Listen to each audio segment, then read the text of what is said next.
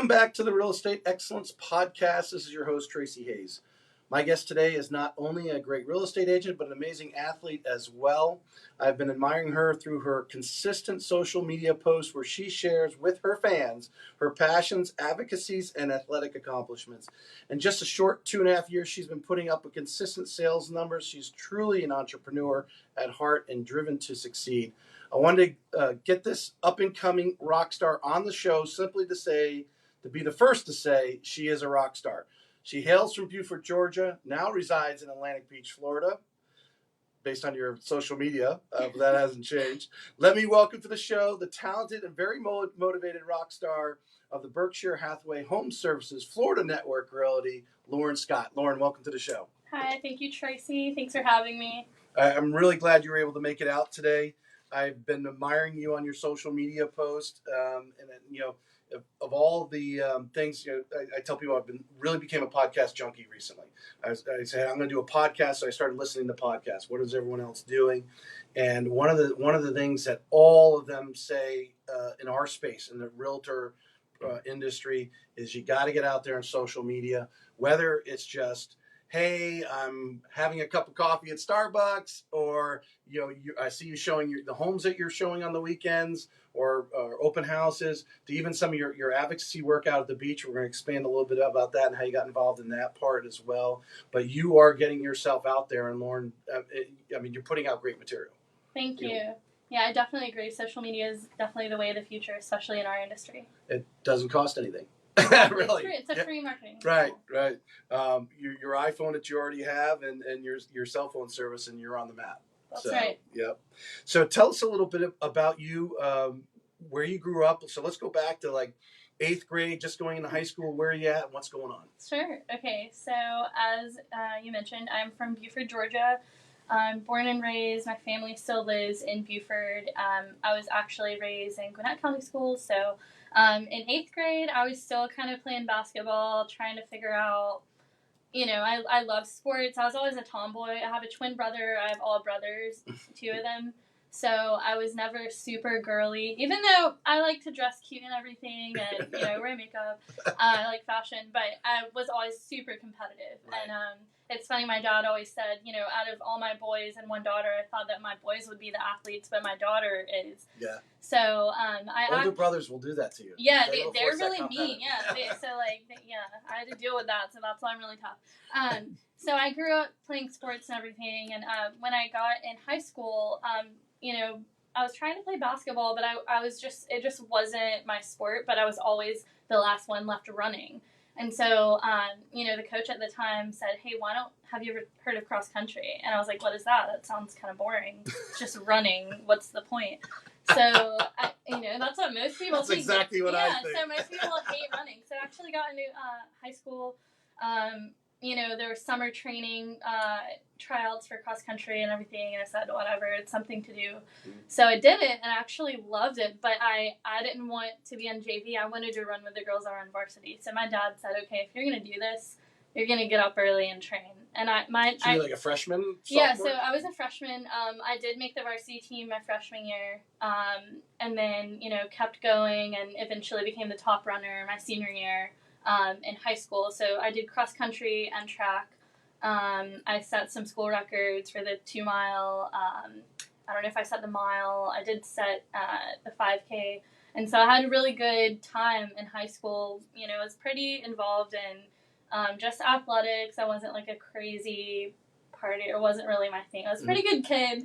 I did struggle with math. That's like the worst. I always tell everyone, I would have had the perfect GPA if it wasn't for math. Like, I just never was one of those kids that was just really good at math. Right. I was really good at talking. And, I could write like a 10-page book, whatever. So, thus became a communications major. Yeah, exactly. So that helped out.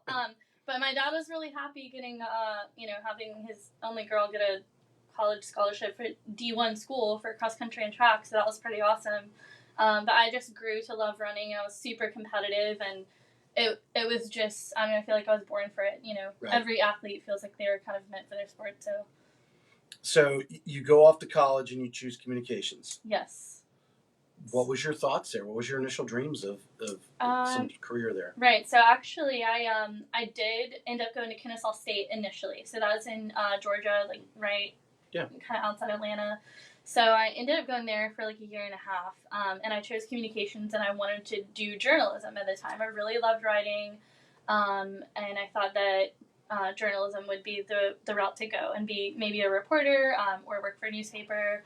I still didn't quite have it figured out, and then I ended up transferring to UAB in Birmingham, Alabama, mainly for track because I was the number one distance runner at Kennesaw at the time as a freshman. So I wanted to be more challenged, and we got a new coach and everything, and I just didn't see a future there to be challenged. And I didn't want to just run for a D1 school and be the best in my school. That wouldn't really get me anywhere. So I went to UAB. Got a pretty good scholarship there, and then I tucked in around like the third and fourth spot, and then went back and forth. There was a bunch of really fast girls from Wales and England on my team, and I was blown away by them and the coach. And the coach was just, I still talk to him today. He's awesome. He's kind of a hard ass, but he's great. He taught me a lot. So I ended up going to UAB, and then I actually switched from writing to broadcast communications, and I wanted to do sports. So my dad was pretty thrilled about that because he was like, oh, you can be like Erin Andrews. So that's kind of what I wanted to do, and I did a couple internships. I did a TV internship. I did sidelining for Bama and Auburn, and my dad's a huge Auburn fan. He went there, and a lot of my family. So I'm actually not a dog fan. I'm sorry. Go Auburn. If you're an Alabama fan watching this, I'm sorry. My dad was pretty happy about that too. Right. And anyways, I thought I was going to do broadcast because I did a radio internship too, so I was very familiar. But I ended up actually, after college, getting into, I still wanted to compete. And so after I graduated from UAB, I got like a shoe sponsorship from Skechers Performance. So I was like, well, broadcast, I tried to do like a job in broadcast for a year, and I was doing like videography and editing. Right. And it was either go that route or work at a really, really small market and move to the middle of nowhere and do, like a small gig in news. And news to me was very boring, and I wanted to do just sports. So I had to make a choice, keep running, figure out a different, job to do that pays the bills, or go into broadcasts and be miserable and work at like a very small market in the middle of nowhere. So, my dad said, all right, if you want to run for it. You got a lot of things going on there. I know. Very, but I think, running was, the most important thing. Right. So. Well, we talked about the golf earlier because I saw you've done some, was on Instagram or Facebook or something. Mm-hmm. You were at the driving range and so forth. So, basketball, you're playing some golf, you're running all sorts of distances. Yeah. What else are you doing? So as far as sports go, I haven't really played basketball seriously since middle school. Right. But running, now I took the last 2 years as a break for competing, and I just got a new coach in Colorado. He's awesome. So I'm getting back into seriously competing now. Mm-hmm. But the marathon is probably the most intense sport. Yeah. That I've done. I see you going to triathlon. I actually. You kind of had that. You have that. Yeah. I gotta go to the next level. Swimming is really difficult for me. I've done some cross training in the pool, and I feel like I'm one of the fittest people until I get into a pool, and then you start. I feel so out of shape. Swimmers, they're incredible athletes. So I feel like for triathlon, that's where I would definitely suffer. Is swimming. Yeah. So that's the only thing. I can't imagine the distances they swim that they do and the hours of practice. Oh yeah, and then open water and the triathletes here, and I've seen some of them do open water in the ocean. Sorry, I'm out. Yeah, exactly. Exactly. So. The broadcasting, I was going through your resume. You did some representation, New Balance and Skechers. Yeah. So you started to get a little taste of sales. Yes, exactly. So that's kind of where my journey, I always knew that I was good at talking to people. I was good at really connecting with people. And so obviously I'm not using broadcast now, but I'm using those skills. Mm-hmm. And so, getting into a little bit of sales, things like that. After college, that did kind of pique my interest. And then after college, when I was competing, I transferred into being a personal trainer. And so that was an outlet where I could help other people with their fitness while maintaining my fitness schedule. And then it was also sales too, because when you're a personal trainer, you're essentially selling yourself. You have nowhere to hide. It's your personality. It's, your physique, all the skills that you have to help other people. So that was kind of another, I guess. Because you want that client to be long-term. You don't want, these clients come in and get 1 or 2 sessions. It's not going to get you. They go. You want them to be using you every week. It's funny. I use you wouldn't know it, but I work out and I have a person because he's there. But some of the little things that he does, and we talked about it, when he's training a new trainer, and I've seen others in the gym training other people, and they kind of just stand there with their hands behind the back. Even a guy training a female, not even picking up the dumbbell and handing it to them, making them pick it off the rack. It's that's what it's the concierge service. So you got to have that customer service mentality, even though you think it's all about training. It's not about the training. It's the whole package, and that's how you keep them from long term. Yeah, absolutely. So how do you? So we got dabbling in sales. You started I had it Lolo's Fitness LLC. Yes.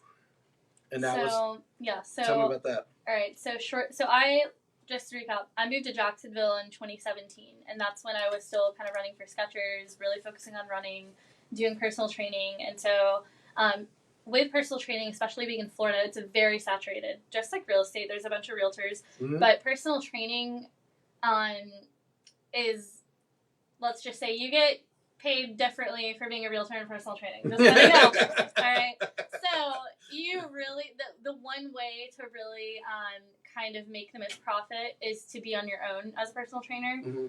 Not to say that trainers and gyms don't have a place and, they're awesome. It's just, for me, that's not what I wanted. Right. And I don't like being told what to do.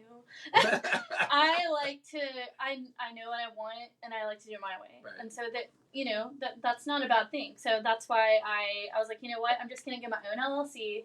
I'm going to do at-home training. I'll make people workout plans. And at that time, online training was very popular. And you see these Instagram trainers, granted, I don't know if all of them are certified or whatever. But, so that was kind of the route to go to get more clients, because you only have 24 hours in a day. You can only train X amount of people in a gym. I can train as many as I want online. Right. Or doing, Lolo's Fitness. So that's what I was doing at the time. I really did enjoy it, but I still wasn't fulfilled. I still didn't feel like I was challenging myself enough, and being an athlete my whole life, being a distance runner, I guess we just like pain or discomfort. I don't know, I don't feel fulfilled unless I'm challenging myself. I just like to push the envelope with myself a little bit more. Sure. So I was really enjoying it, but I was also getting kind of burnt out, and I was just kind of like, okay, this is really exhausting with my training too. And my boyfriend, we've been together for almost 4 years. So his brother is actually a realtor. He's been a realtor for over 20 years. He's great. He's become kind of like a mentor since I've been here, and I've learned a lot from him. And Nathan, my boyfriend, and my dad was just kind of like, have you ever thought about getting into real estate? I mean, you have the whole package basically, right. Like you're good at communicating, whatever. You're approachable. Yeah, and you're good at connecting with others and their needs. So I just kind of blew him off for a little bit, and I was like, you know what, I'm just going to keep training. And then 2 years ago, I finally was like, you know what, I'll study, I'll take my test, we'll see. Mm-hmm. And so I studied for 2 months, took my test, passed it, and then I was going to, I joined Florida Homes for a little bit, and then it just wasn't a great fit, joined another brokerage. I was on a team and everything and learned a lot from them, and then found a place at Berkshire Hathaway. So basically learning everything from personal training and the sales aspect and personality aspect and connecting with people on a personal level. I feel like real estate, I definitely found what I was looking for, I guess, and sure. The challenging aspect and doing sales. So take the athletic background, competitiveness that you have, and how do you, on a day-to-day basis, do you see yourself molding that over into the real estate? What are some things that internally you're like, oh, I can't let someone beat me at that. Oh, absolutely. So I'm literally one of the most competitive people you'll ever meet, and it's not like I'm more competitive with myself. So I don't necessarily compare myself to other people. I mean, when I first got my license almost 2 years ago, it was very easy for me to look around at these giant rock stars and say, "Whoa, like, holy crap! Like, how can I be as good as them?" But going back to the athletic mentality, ever since I was in high school, and my dad, he would get me up at like 5 or 6 in the morning on the weekend as a high schooler and say, "If you're gonna do this, you're gonna do it all the way. You're not gonna I don't know if I can say that half it. Yeah. You can edit It's that a out. podcast, Okay. kind of like cable television. All right. You can say whatever you Sorry, want. guys. Sorry, Dad. Well, the Facebook Live might get a little insulted. Oh, well, they can mute me. So anyways, that's kind of the mentality is if you're going to do something, like, do it all the way. And so my dad always said, if you want to be number one, if you want to be like those girls who are winning state or running a 17-minute 5K, you have to run with them. Mm-hmm. So that's kind of the mentality. Getting into real estate, I kind of fell in love with the career because there's essentially no cap. Like you are your own competition at the end of the day. Exactly. And there's a bunch of people around you, but it's just like running a marathon. Everyone's kind of in a different place in the race, and everyone is going at their own pace. Everyone has different goals. So it doesn't make sense to compare yourself to another realtor who's 20 years older, who's making selling 50 million a year, whatever. Right.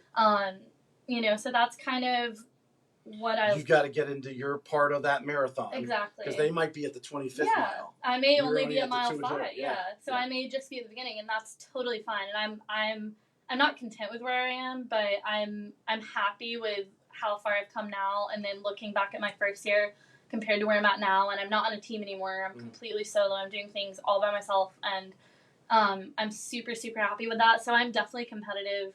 But it's more of me competing against myself last year and then looking at all these.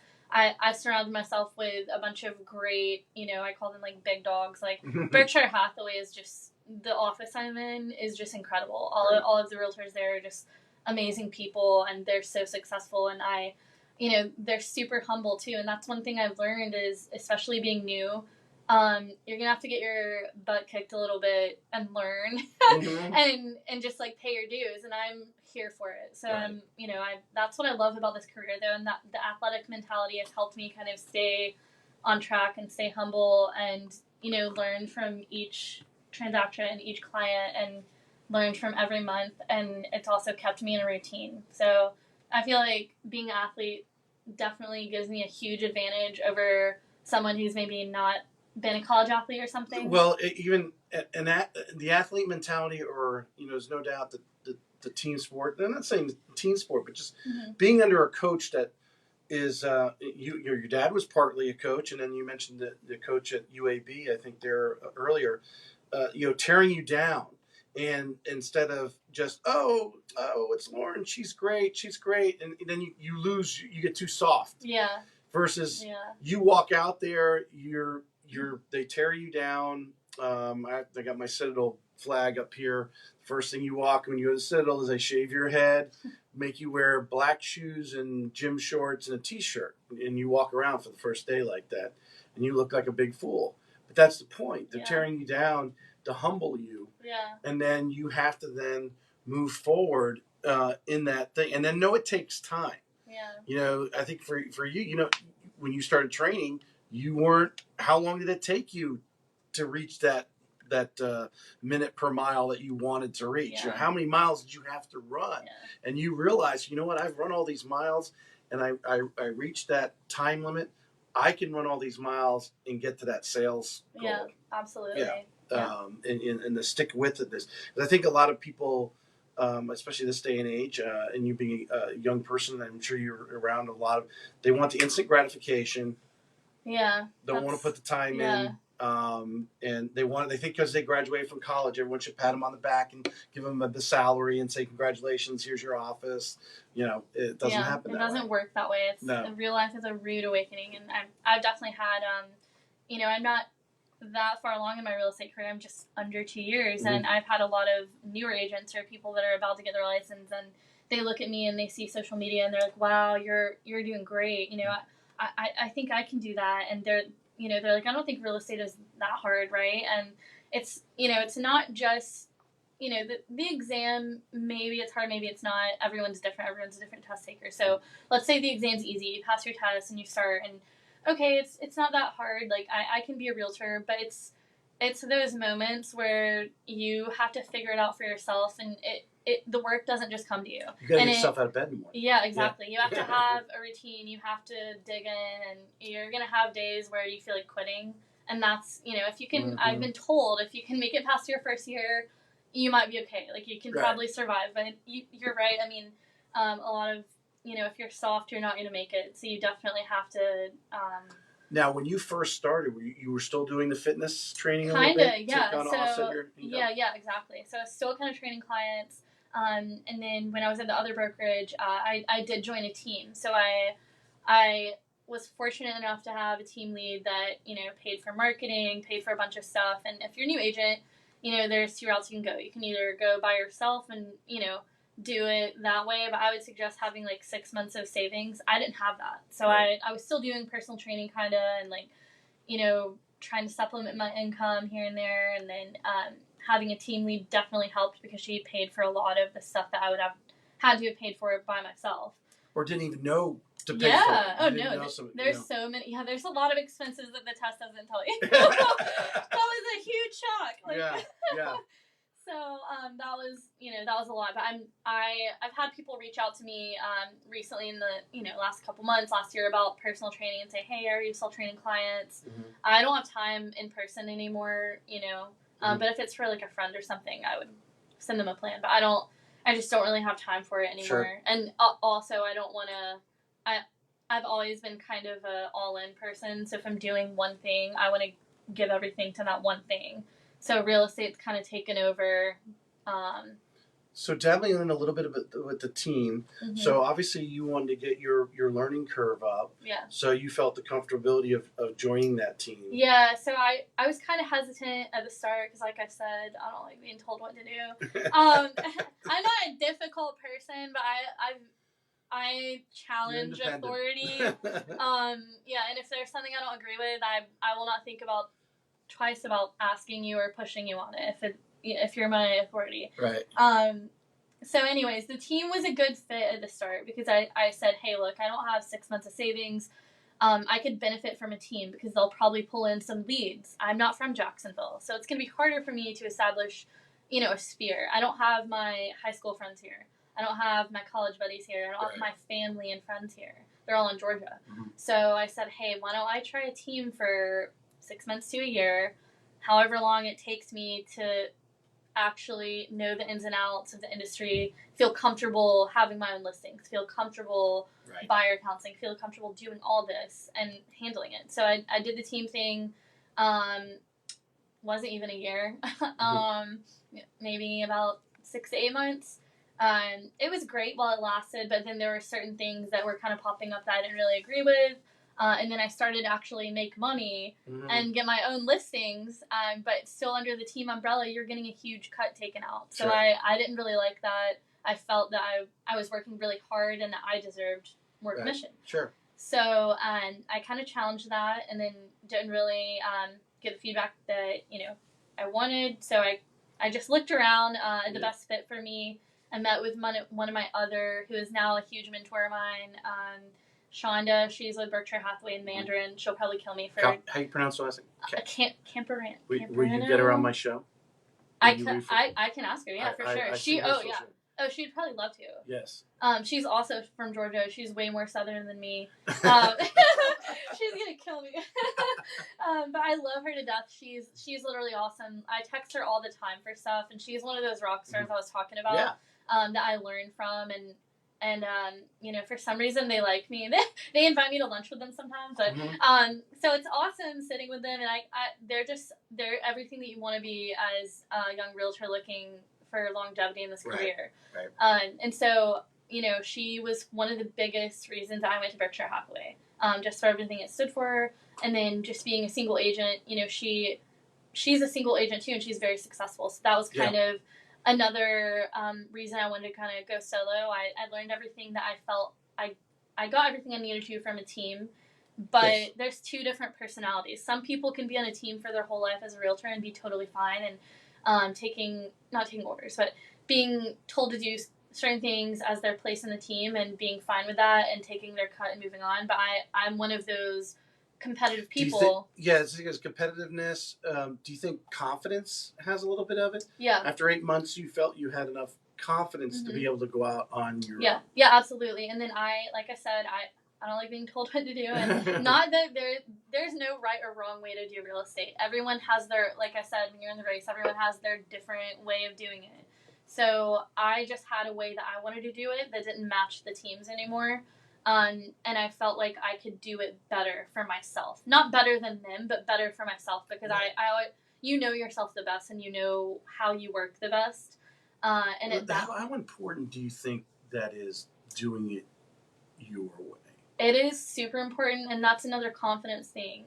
A lot of people on a team, they might have a different personality, and they might not ever get to that point with their confidence, or they might not want to. They might have other obligations and other focuses in their life, and they might be like a part-time agent, or they might be someone who's just kind of, all right, I'll just ride on the team and do my part and take my cut. But I think that it's super important to figure out what you really want and what your goals are. And I just had bigger financial goals for myself, for my future and what I wanted to accomplish and how much I wanted to kind of challenge myself. And then, like I said, you really have to know yourself, though. And a lot of people don't have that dialogue with themselves, so they don't really get to that point. So yeah, this is why, one of the reasons why I started the podcast. And again, listening to another podcast that I was listening to, and the person said, everybody has their own story. Yeah.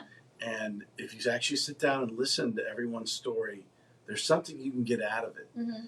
And us sitting here today, and I'm learning a lot more. There's stuff I can see on LinkedIn and so forth. I can put the connect the dots a little bit on the thing, but learning you, and now some of those things like, hey, my dad made me get up at 5-6 o'clock in the morning because he told me if I wanted to win state, I had to do it.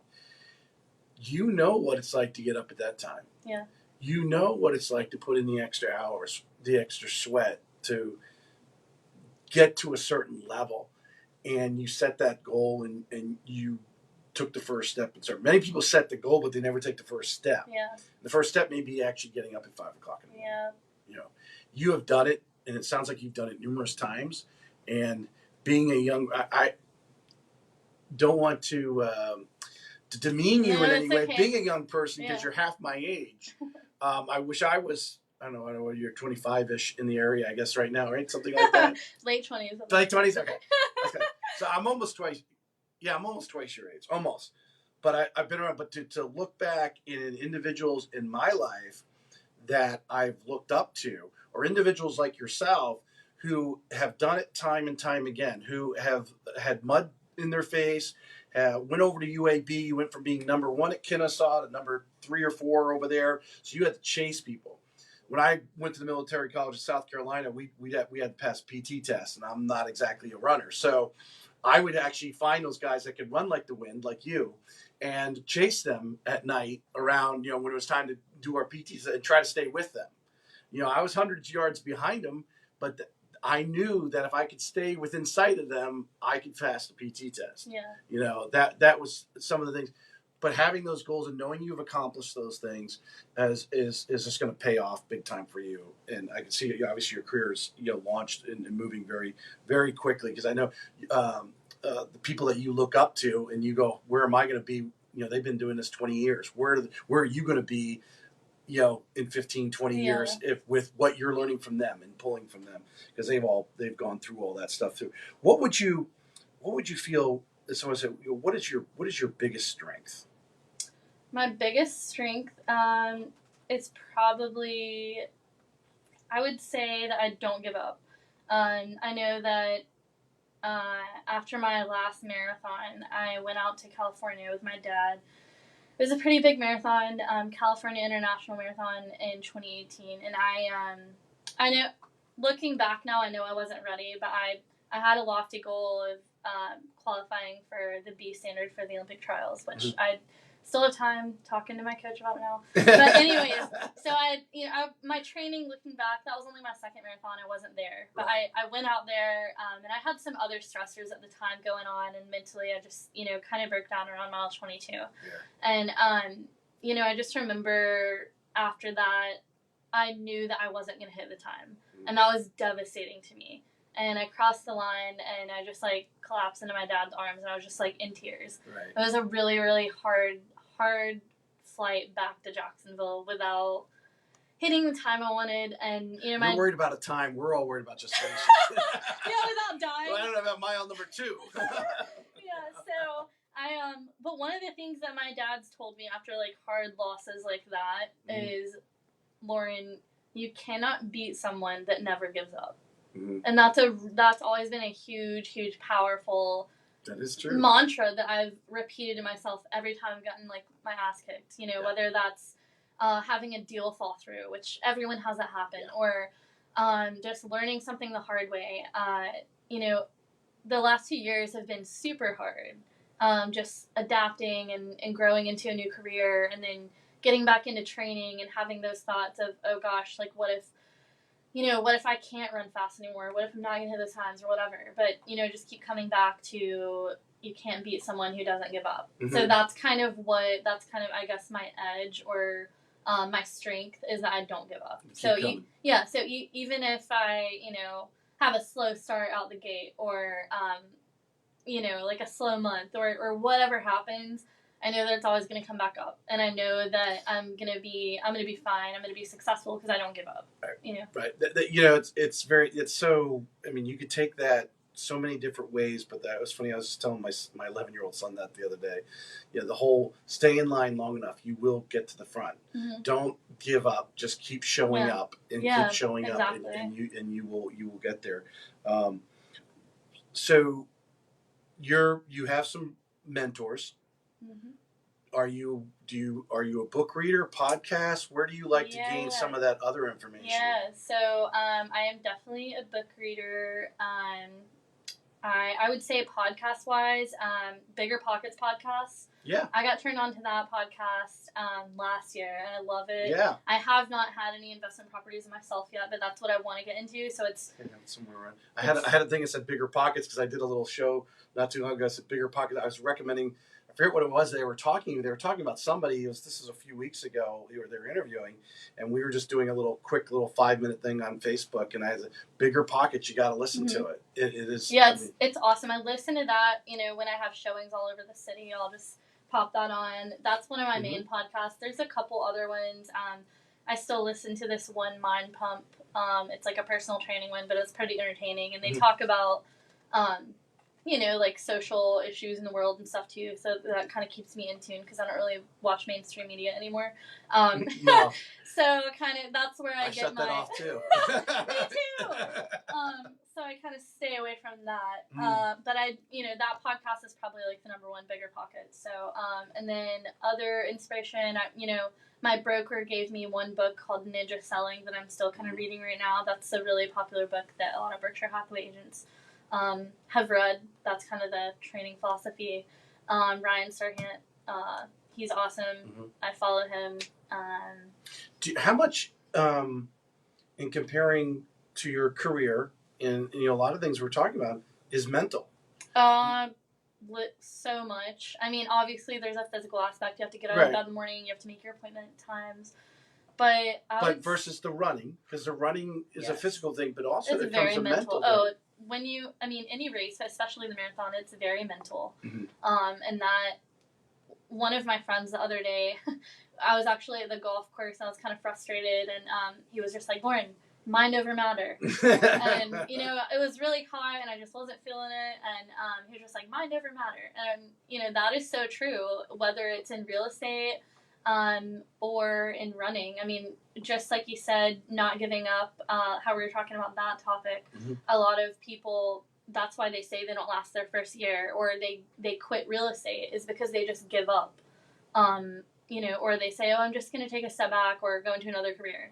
That's you giving up. So, in all these books, we got Ryan Serhant here. For those who haven't read this book, we'll give Ryan a props here on the Facebook. him, whether it's the podcast people that you listen to, because I'm like the amazing people that they interview on these, where there's bigger pockets or the many other out there, and you learn them. And someone said it, but I've read it other places. So many times people are just one step away, 1 hour, 1 day, another week, 1 week away from breaking through, and they quit right before they get there. Yeah. And I believe it's 100% mental. It's absolutely, it definitely is. Especially, in sales, if you get no too many times. Yeah. I mean, there's no, the first 12 years of my career, I was in a call center, Quicken Loans and then Loan Depot, and you're on the phone all day with headsets on like this, on mic, and you're talking to people all day long, and you're saying the same things over and over again. And it's like, it became mental. I had to get out of that world, and it started to affect my sales because I mentally was just exhausted from it.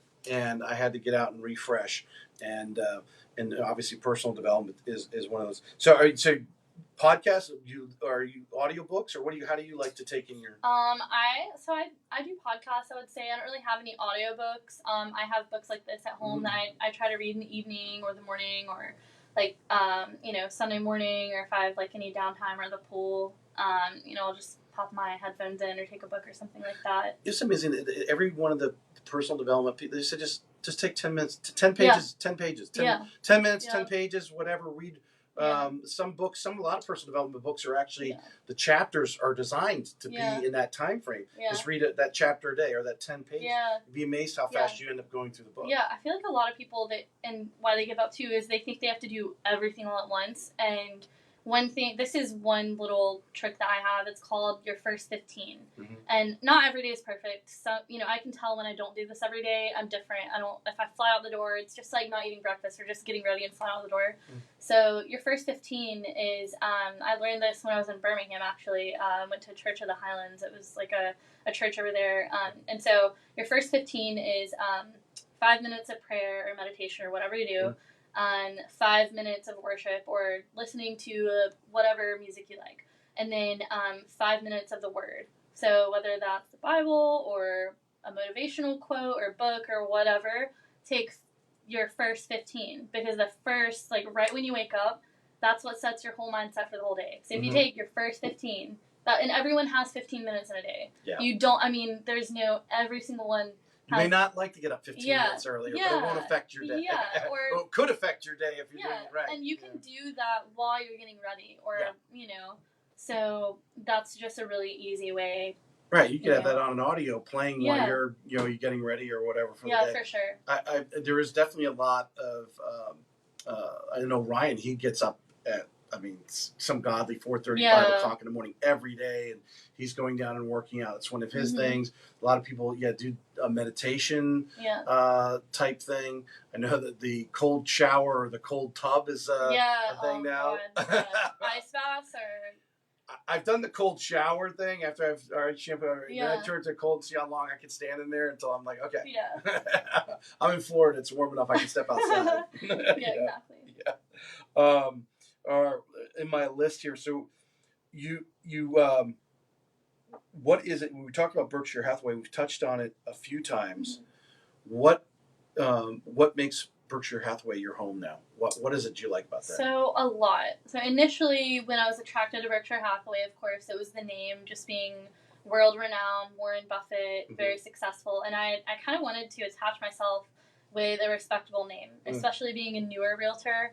I felt that would kind of set me apart as opposed to the thousands of other realtors in Jacksonville. So with a boutique name. Yeah, exactly. So I wanted kind of a bigger name behind me, more success, and not only just the resources that they have for the clients that are superior, but also the culture and the type of people was really important to me. I didn't want, and not to say that other places are like this, but I wanted something that was a little bit more professional, that had kind of a more focused code of ethics and kind of, just more detail-oriented for the clients and something, a culture that kind of was all about the clients, so that's kind of what brought me there. And then the office in Atlantic Beach, Don Klein, my broker, he's absolutely wonderful. he's one of my mentors. I mean, he's so busy all the time, but if I call him or I text him and I'm in a pickle or which hasn't happened a lot, but every one of us find ourselves there. So if I need, some sort of counseling, or if I'm not sure of myself in a situation I haven't been in before, I'll text him and he'll call me like pretty much right away if it's an emergency or something serious or something time sensitive. Sure. He'll give me a call and just calmly say, hey, this is what you need to do. No problem. And Right. he's so cool about it. Yeah. And just everyone at that office, like Jennifer Sexton, she's just, incredible. She called me out of the blue when she found out I was coming to Berkshire Hathaway, because she was actually a buyer's agent for one of my listings before I switched. Mm-hmm. And she called me and was super nice and just said, sure, if you need anything, let me know. And, from me looking at her, I was just like, you know who I am. So that's great. So it was awesome. But yeah, I would say just the culture, just the ethics, not being a transaction brokerage, being a single agency is very important for the clients, because we're much more loyal to the client, not just the contract. Mm-hmm. And that's really big. That's really important. And a lot of real estate clients don't understand that difference. And that's something that we can just add value to our clients even more. Yeah. So I'd say just the strength of kind of all of that. I know you must remember your first deal because you're not that old. So do you remember your first transaction? Yeah. Tell us so about it. My first transaction was a townhome. And that was in between. So I was at, like the boutique brokerage I was mm-hmm. with. I wasn't really on a team yet. So I was kind of, it was like right before I was getting on Haley's team. Mm-hmm. And I kind of did use her to like help me because we were still talking and we were friends. Mm-hmm. And so we were kind of, talking through that. And so I was pretty nervous, but my clients and the agent on the other end had no idea that it was my first deal. So I was, and then I remember when the listing agent would call me, and it wasn't even about anything major. He was just calling me to ask me something. I was so nervous, and I remember I was sitting with Haley, and I was just like, oh my God, he's calling me. And she was like, don't answer it. She's like, it's okay, just don't answer it. Just make him text you or email you if you're not ready to talk to him. Like, what if you ask me something I don't know? So I was just like, So we just hung up the phone, and I said, hey, I'm busy, let me call you back, and like, just text me. But I like it. The transaction went fine. My clients got what they needed. We won the offer, and everything was fine. And it went smoothly, but I was pretty nervous, and I was it nervous just because you weren't confident you knew all the answers? Right, yeah. And someone may ask you something and catch exactly. you off guard. That's the biggest thing, especially when you're new, is what if someone asks me something I don't know? And then now, if I'm at a showing or open house and a client asks me something and I just tell them flat out, I don't know, I'll find out for you if I don't know it. I remember some friends that they're older than me, but they were very nervous about their first year. Didn't want and I was doing the loan, and they didn't want their clients to know that it was their first transaction. Yeah, yeah, and then sometimes them asking, oh, how long have you been in the business, or, Yeah. But I feel like as long as you're calm and cool, and you don't, if you show the client panic, they will panic. Yes. So you have to be calm, cool, and collected, and act. It's like, not fake it till you make it, but you have to present a good image. And then if you don't know something, ask your broker or ask for help. And then or brag about your broker like they are all knowing. Yeah. That's why you went with them, because they're all knowing. If you don't know it, they do. Exactly. So, you're only one step away. Yeah, exactly. Yeah. We're the same person. So. Yes. What do you find the most rewarding about being a realtor? Probably helping families. I know that sounds so cliche, like world peace, but it's true though. Like, because being competitive, it doesn't just come from, self-gratification, like, oh, I want to help myself. And I honestly don't even think about I know it sounds silly, I don't even think about the commission check on the forefront. I'm competitive as to, I want to help this client get this home, because once you start getting to know your client after a few showings, you find out their motivation. You find out they're starting a family. This is going to be their first home. Mm-hmm. You want to nail this so that they are so happy, and then when you're at the closing table, they are getting to move into their first home as a family. Right. And, right now, I'm actually helping one of my best friends. She actually went to the same high school as me, was on the same cross country team. She actually moved here a few years before I did, and we found out later I'm helping her buy a house right now. Super. And so, like, that is just, oh my gosh, I'm probably going to cry. Did you find one for her in this market? Have you found? Oh, yeah, I did. Yep. Great. And they're not cash buyers either, so Yeah. that is, anyways, I feel like the most rewarding thing is meeting other people's goals. I mean, that just goes back to the same thought process of being a personal trainer and just trying to serve other people, not just yourself. So when I meet someone else's goals, not just mine, obviously, it's like a win-win. It's even better. So here's a hypothetical question. You're invited to come in and speak to, new real estate agent class. What would you share with them? Don't think that everything's going to be handed to you. Don't think that it's going to be easy. And just be very intuitive, because there's a lot of misinformation out there. There's a lot of good information, and there's a lot of people pulling you all different ways. Mm-hmm. But I would say get to know yourself and get to know your why. Why are you in this industry? Why do you want to be a realtor? Is it just to make a lot of money? What's a lot of money to you? Mm-hmm. And why do you want to make that money? Right. Where are you going to put it? Right. What are your, really, I would say get to know yourself and your why is number one. Don't be soft. Mm-hmm. Just go ahead and expect rejection and for certain things not to work out. And not to be negative, but you can't just think it's all going to be sunshine and rainbows. Some days will be, but, I asked that question or somewhat similar to everyone, and I think initially people would think being negative or like, oh, we're better and that's why we've made it this far, but it's not that you can't do it. Yeah. It's just that you got to have the mindset, because so many drop out so quickly because they don't go in with it with that right frame of mind or right expectations, knowing that, hey, someone's going to say no to you, someone's going to next and go on in this market. And that is true with life. Mm-hmm. It's not, we were talking about the sports analogy to moving over, to keep moving forward. Yeah, for sure. Are you going to get up a little earlier than the next guy? And really, it's like golf. It's like running. You're competing with yourself. Yeah. You got a clock up here, or how many strokes you've taken on the golf course. That's what you're competing against. Yeah. And can I do better than yesterday? Exactly. Another 10 seconds off or stroke off your game or whatever it is. And if you have that mentality moving forward, improving yourself, that those things that you talk about are not negative. Yeah. They're just, you got to know they're there. Yeah, exactly. And how to overcome those obstacles. So to wrap up the main part of the interview, just you've been doing it a couple of years. Now all of a sudden, we've probably hit one of the most major. It's not a recession.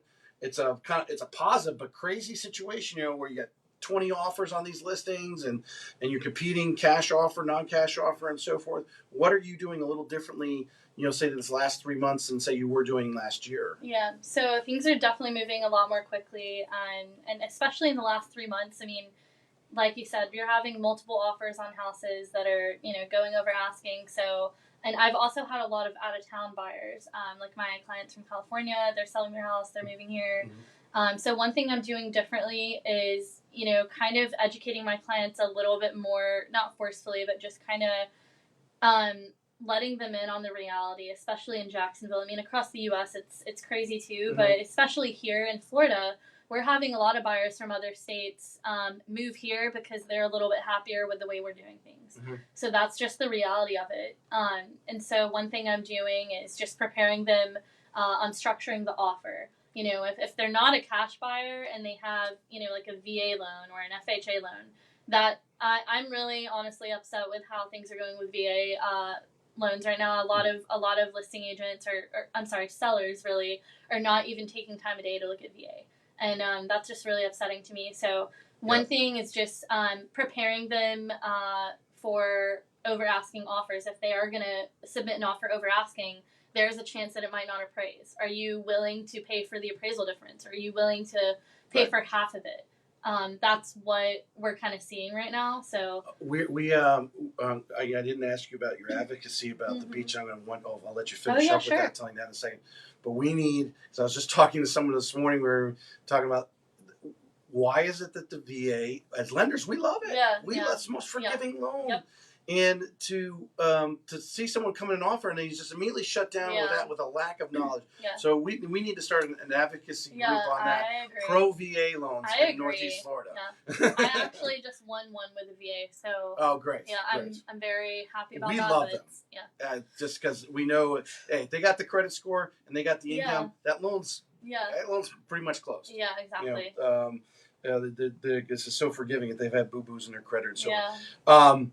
I had it written down here. Surfrider Foundation. Tell me about the Surfrider, because you do it I see you on social media out at the beach. What's that all about? Okay. So the Surfrider Foundation, I'm part of the First Coast chapter. It is the Northeast Florida chapter here in Jacksonville. And so the Surfrider Foundation is part of a global network on ocean charity. They donate money to clean up our oceans. They do a lot of work in the community here, hosting different events at the beach. They do other area cleanups that are not at the beach, but basically is to keep all the plastic and pollution out of our oceans. And so I actually partnered with them probably almost 2 years ago. My boyfriend actually, he created a product that donates a percent to the Surfrider Foundation. And we were looking for an ocean charity that was that had a local tie that we could get involved in. And ever since I moved to Jacksonville, I wanted to get involved in an ocean charity because I've always grown up going to the beach. I love the beach, and this is my home now, so I want to keep it clean. Mm-hmm. So we found the Surfrider Foundation. We partnered with them, and so I started, getting more involved. I joined the chapter. Not only, donating to them, but I wanted to actually partake in, helping out. So we do a monthly beach cleanup. It's the last Saturday of every month from 9 to 11. Typically it's at Jacksonville Beach at the pier. Sometimes it's at Atlantic Beach. But it's pretty consistent, 2-hour beach cleanup. I know that they do other events too sprinkled in, but I try to go every month. Surfriderfoundation.com? So it's the Surfrider Foundation, I believe it's .com. And if you want to join the chapter here, it's the First Coast. So if you go on the website, you just have to look at chapters. First Coast. It says find a chapter in your area and you can join. So you can join the chapter, donate, and the best way to get involved is just come to the beach cleanup. I always post whenever they are. I try to send out an email to my. So you guys don't like doing it in the evening with some cocktails or anything like that? I don't have to check with them about that, but I mean, might get more attendance. Oh yeah, for sure. Yeah, that actually is a good point. So yeah. All right, these are my 2-minute warning questions. I do officiate football, so that's what I call it. Other guys call it speed round or whatever. Just random questions. Is it more important who you know or what you know? Wow. That is very difficult. But I'll look at it as a perspective for a younger person or someone maybe fresh out of college or a fresh realtor. I would say who you know. Because you can have all the book smart in the world, but if you're not surrounded by good people, how are you going to use that knowledge? So I feel like it's who you know, especially in this industry. You can learn a lot from those people. If you had a choice right now for the rest of your career, would you be a lister or a buying agent? Oh, listing agent all day, baby. I think listing is like setting little traps. You go set all your little traps out there and go tend to them. Oh, yeah. Then you can get both sides. Of course, it's crazy right now because you have 20 agents now calling you making offers. There's so many memes about listing agents right now. We talked about sports. Would you we talked a little bit about running, and running wasn't really your initial thing. You're like, why would I just run? Yeah. How did I get there? But I mean, just to go out, hey, we're going to exercise today. Do you want to go run so many miles, or would you rather go, play basketball or something physical, some sport like that, whatever it is? Would you rather play a team sport or just run? I mean, honestly, right now, I'm so in love with running, and that will always be like my number one thing. And especially now that I'm a little not old, but I'm older. I feel like, especially being a realtor, running, that is the only time I am completely by myself and with my thoughts. Do you leave the phone at home? Sometimes I run with music if I'm doing like a speed workout or after a certain time and I'm by myself. Sometimes I'll listen to music. But a lot of times, like, on a long run or something like that, I'll leave it, because then I'm not tempted to. I feel like I get anxiety if I'm running and I see like an email pop up and it makes me mad. I'm like, go ahead. Someone texts you, like you got to respond. Yeah. I feel like I have to initially respond. So running is just the one safe place I have where I'm by myself. Well, you're a sporting girl, so I'll actually add a little bit to this. So we got the Iceman, Jumbo Shrimp, Jags. What's your preferred venue? So I went to one Iceman game finally. I think it was in February, and I had a blast. But you know what? It was my first hockey game, and I was expecting more fights. That's kind of the only reason I went. So maybe next time they can, add a little bit more razzle dazzle. I don't know. And the hockey game was pretty cool. I haven't been to a Shrimp game, but I'm a huge Braves fan. We'll talk about that later. But I have not been to a Shrimp game, and I haven't been to a Jags game in person. I have thought about it. I was going to preach that we need to get a box and have you don't need to get a box center. You can rent the whole section, have them the hot dogs, hamburgers, and beers and stuff like that. I mean, they obviously cater to all that stuff down there. What's on your travel bucket list? Ooh, well, that depends on certain restrictions and where I'll be allowed to go. But I've been to Mexico. I haven't been to Puerto Rico, but I thought that would be cool. I don't know. And then I heard Colombia went totally no COVID restrictions at all. Really? And Costa Rica's not too bad. Oh, either. really? Okay, yeah, maybe something like that. I don't know. They've all tailored back, because my sister-in-law's going one of the islands, St. Martin or something like that. Yeah. And then they've changed the restrictions. She's going in a few weeks, and she was talking about them changing the restrictions. So they're back down from that. Yeah. Lauren, how can our fans reach you? I know Daniel's put up your Facebook, your Instagram, and so forth, but they want to get a hold of you right now, and whether talk about because they're interested in being a realtor, or they're ready to list or buy their home. How would they reach you the best way? Well, you can text me or call me. I'm pretty much always on my phone. I always answer it. Yeah, you can text me or call me. All right, that'll be in the show notes too. Cool. And obviously your stuff on the Facebook, they'll be able to go right to it. So it'll be on pretty much anywhere. I answer all of those platforms pretty regularly. So Facebook listeners, please like, comment below. Lauren's been a great guest. This has been another hour here. We've been talking, and it goes by like that. 57 minutes we're at right now. So I'm going to wrap it up, and appreciate it, Lauren. Thank you for coming on the show today.